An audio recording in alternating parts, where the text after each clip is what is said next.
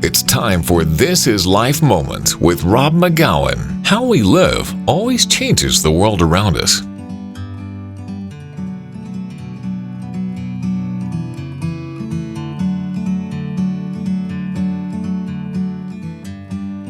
So everybody knows this is Frank Kink. He's with Samaritan's Purse and part of the Billy Graham. So I don't know how you describe it. Is it a chapter of the Billy Graham organization? No, they're actually separate organizations. Okay. We're in the same building.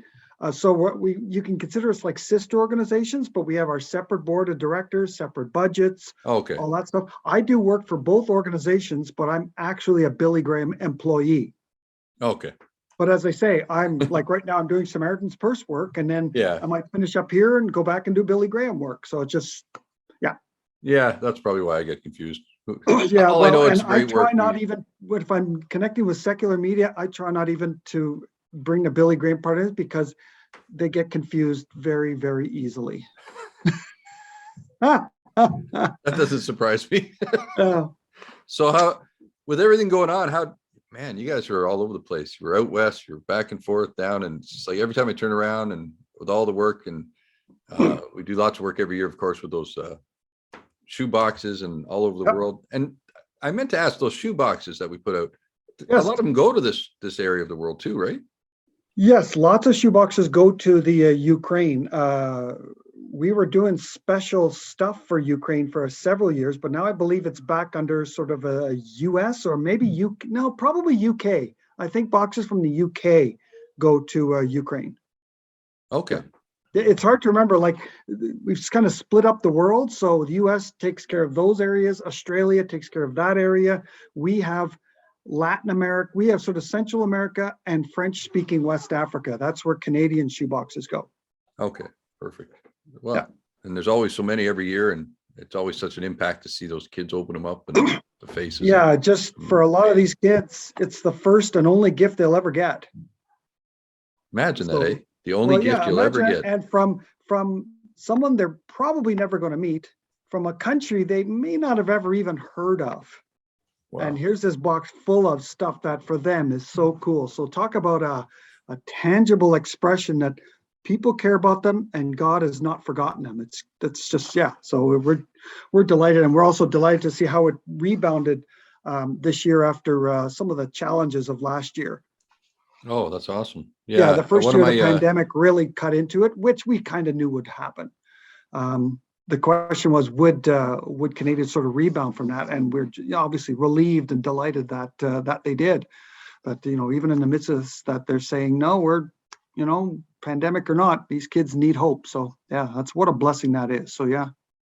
and when we had the fires out west, you guys were out there. That was something Yeah, else we too were busy. talking We spent we spent a lot of 2021 in BC. Just a lot of time.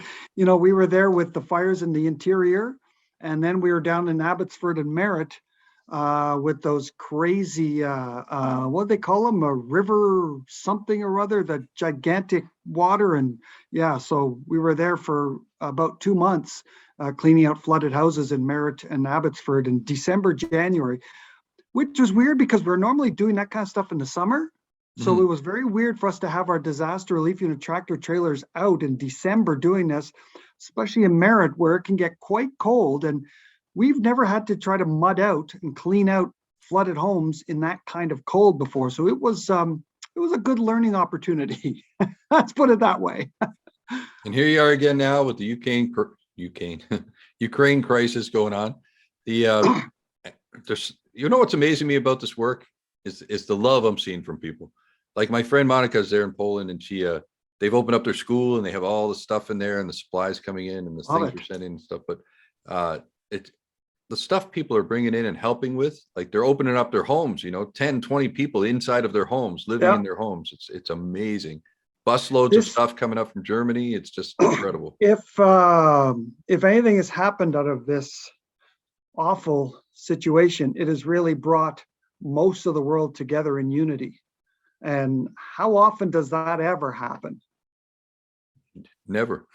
Yeah, It's been a exactly. crazy So kind you've of got thing. people like you've got just spontaneous support stuff and the things that are happening in the sports world now, and those kind of signals and decisions being made too. That And the it's a pretty sacrifices. major I mean, decision. So the yeah, one lady, her husband died of COVID. Both her kids are going off to the war in Ukraine. Like she just like, and she's opening up her school there and where all the kids go and they're the whole community is bringing in supplies and stuff. It's just incredible. Well, especially for someone in her situation, talk about giving her something to focus on that's positive in the middle of all the challenges she's gone through. This is something positive, something that she can actually see tangible, positive results from. So, yeah, that's pretty cool. I do. Yeah. Well, it's funny because just not even a week ago, we were having this conversation. She was feeling lost, like she didn't know what God wanted out of her and how to live her life. And all of a sudden she's thrown into this crisis and like has all this purpose in the world. It's funny. Yep. You don't know. God always has something Well, in store for be you. careful what you pray for. Yeah, that's right. It's ups and downs, right? You never know. It's like, oh, you need some work. Here you go. This will occupy your time. Yeah, I'm learning that lesson fast. Yeah. Well, we've got more than 25 disaster response specialists on the ground in Poland and Romania and Moldova, which sounds like a Hallmark movie country, doesn't it? Yeah. Moldova. But we've got them in those three countries sort of really determining how we can really meet the emergency needs. So we're still assessing the situation. So we're not doing anything yet. We're trying to figure out what's needed, when is it needed, and where is it needed. So for example, we've got an emergency field hospital packed up and ready to go if it's needed. And we'll know that in the coming days and weeks as more and more refugees pour out of Ukraine. We'll be able to see clearly what their needs are. Oh yeah, they said there's over 600,000 already. Yeah, exactly. So again, a lot of this is just assessing the needs and working with churches on the ground, working with governments, working also with other non-governmental organizations, make sure there's no overlap and things like that, and also just to make sure that we're not coming in as the rich North Americans to tell them how to do stuff. We're coming in and saying, what do you need? How can we help you do this stuff? So that way, we want to be, as much as possible in this difficult situation, we want to be winsome ambassadors for Christ. So that people will see us and say, why are you doing this? And that opens up the door for us to have spiritual conversations with them and tell them the real eternal hope we have and the viable and incredible hope we have. So that's, as I say, the doors are open for that because whatever they're going through now, they've got a lot of eternity to go through. So we want to do what we can to make sure they're in the right place. But of course, in the end, it's not up to us. We lay the groundwork and God does what God does, and that's great. So, but anyway, so we're this is more about the that immediate thing. What's that scripture where God's talking about you can tell somebody all about heaven, but if they're starving to death, they ain't gonna listen too well. Exactly. So, and when we do all these things for them, we gain permission to talk to them about spiritual matters. And so we gain that credibility. We load something into their bank that we can spend telling them about Jesus. So we've also got a DC-8 cargo plane that's standing by. It's ready to airlift supplies or the field hospital, again, if it's needed. So we'll sort of see what happens, see what the reports come back. We're having obviously daily meetings to figure out what needs to be done, where and when. And the neat thing is, of course, is we have 8 Canadians on the ground as part of that team of 25. So that's kind of neat. I'm hoping in the next sort of week or so, we can identify who they are and where they're from and see if anyone wants to interview them. But yeah, so that's. Oh, for sure. Yeah, we'll definitely interview them, set them up. Yep. Yeah, that's everything that's going on there, make the difference. Yeah, because everybody wants to help. They're all up there and they want to know, where do I help and how do I send it? So we're working on that and making sure it's going to the right people and getting the right in the right hands. The nice thing is we have experience in these areas. Like a couple of years ago, we were on the border of Venezuela when, if you recall, that country was sort of doing a bit of an economic meltdown, and there were thousands of refugees streaming out of the country because the country was falling to pieces. We were right on the border there to help them when they came over the border, because again, lots of them needed food, clothing, water, some medical help. So we were there doing that for several months.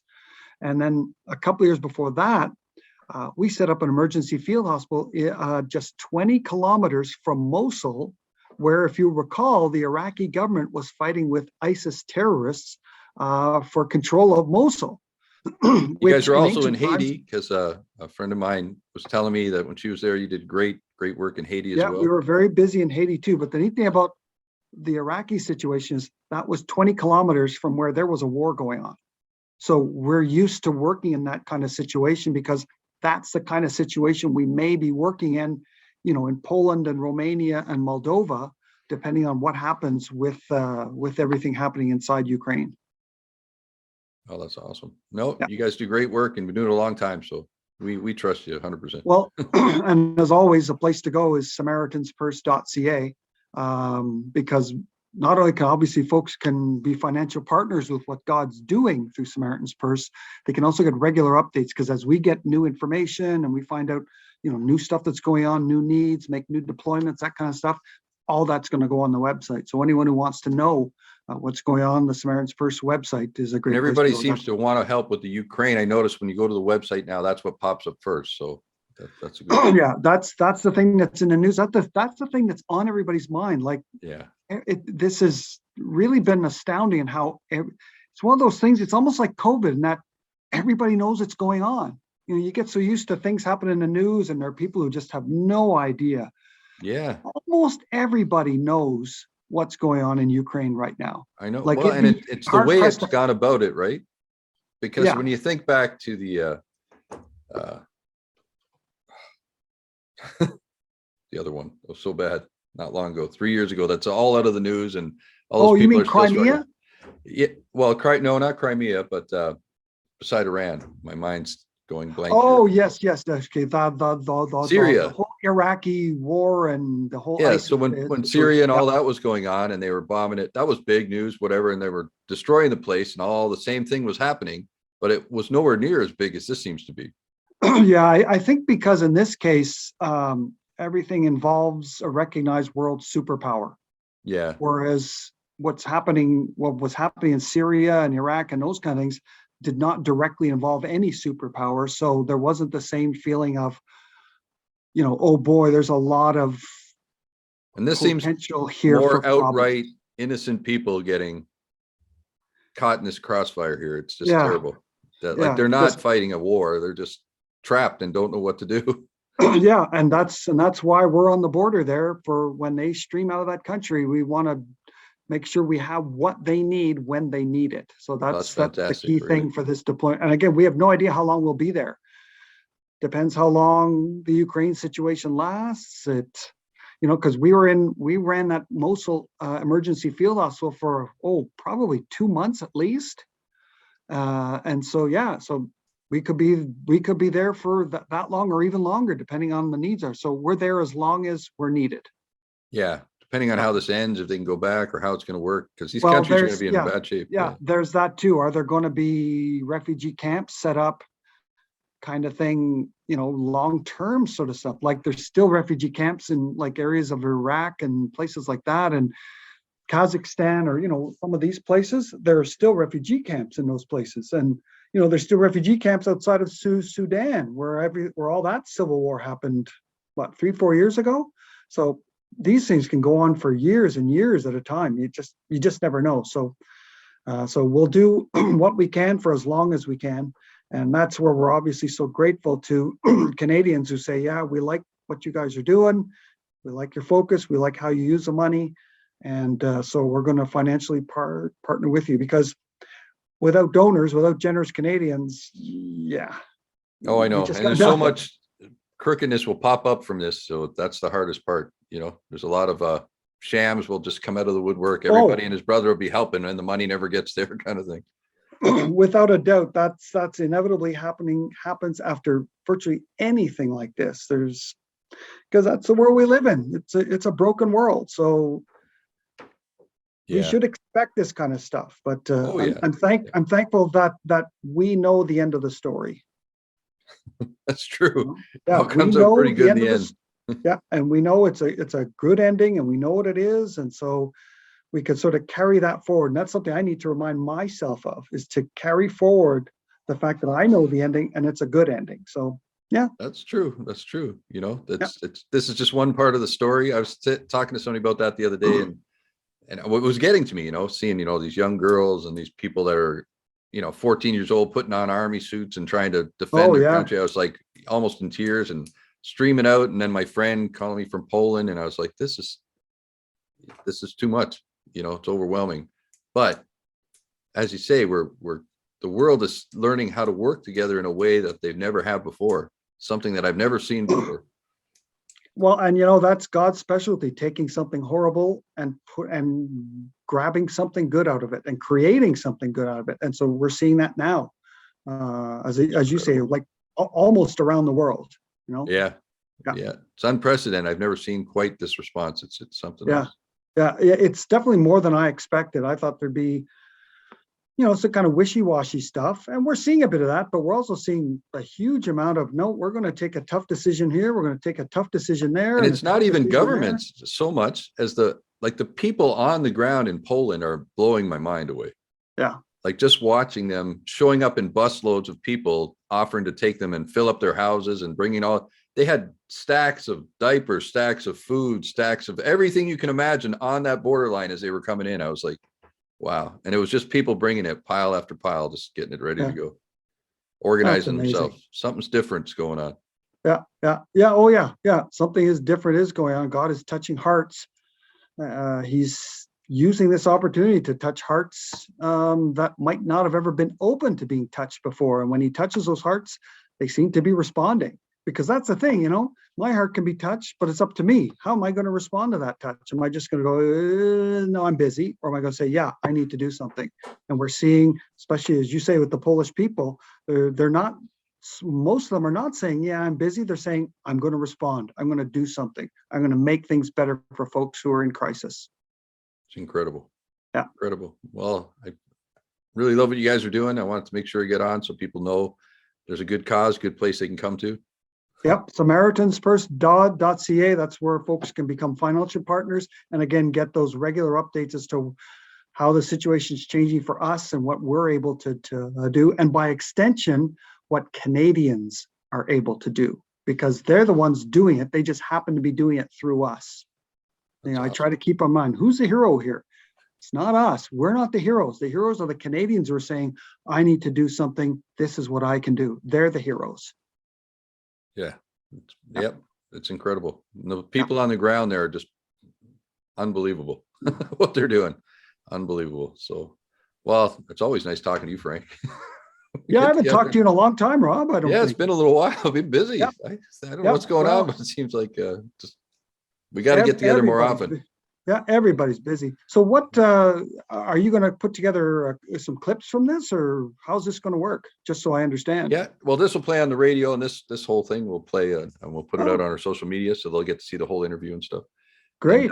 And it'll play as a radio interview as well, so Good. people will know where to go. If you know what time and a day when it'll play, what I can do is pass that information to our social media gurus, and they can make sure to point people to your website to go and listen, because to me, I assume that's what I'll send you the link as soon as I post it up. Well, but again, if you want people to go to your website, to hear, if you know when it's going to run, tell me, and our social media folks will link to your website. You know, Twitter. Well, this interview I know will run tomorrow at 1:00. Tomorrow at 1:00. Okay, good. Okay, so I will let our social media folks know. Then they can start pointing people to your website for tomorrow after. So tomorrow 1:00. So that'd be 10:00 Mountain. Okay, good. Okay, perfect. Yeah. And it's got a listen live there, and they can hear it on the radio, or if they want to see the video, they can click the button and see the video anytime they want. I'm glad I showered today.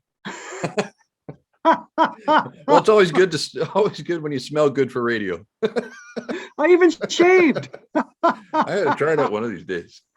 What the heck, eh? Oh, that's awesome. All right, Frank. Yeah, we'll be talking anyway for sure. Great, thanks. And obviously, if things change, if we get more concrete stuff, and I have reason to reach out to all our Christian radio partners, obviously you'll be part of that. So we'll see how this all, plays out in the days and weeks to come in terms of being able to reveal more of specific concrete things we're doing. Oh, sounds awesome. Yeah. Well, I'm Good. looking forward to it. Our top story tonight, as the terrorist rebellion enters another year, Country's just not safe anymore. We've got to leave. Into the deep dark. The fighting's getting closer. That's the hospital. camps have been raided. Merry Christmas. Get out of there! How are we supposed to get from there to there? Just take the things that you need. See you there. City under siege. Constantly bleeding. They've only got enough for one. Oh my God, no. I will find you. You bring me when you get there. I'm not getting on the boat without you.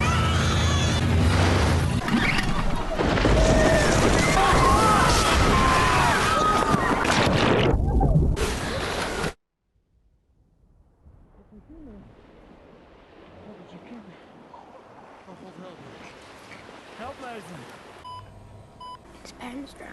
Just turn on, Mum. Please. Mum, we've got to keep going. Just scum! Quickly, come on. I want my mummy and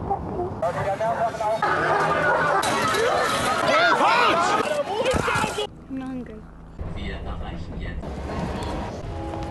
Are you related? No. I mean, take you. We found a family for Alfie. It's all I've got left.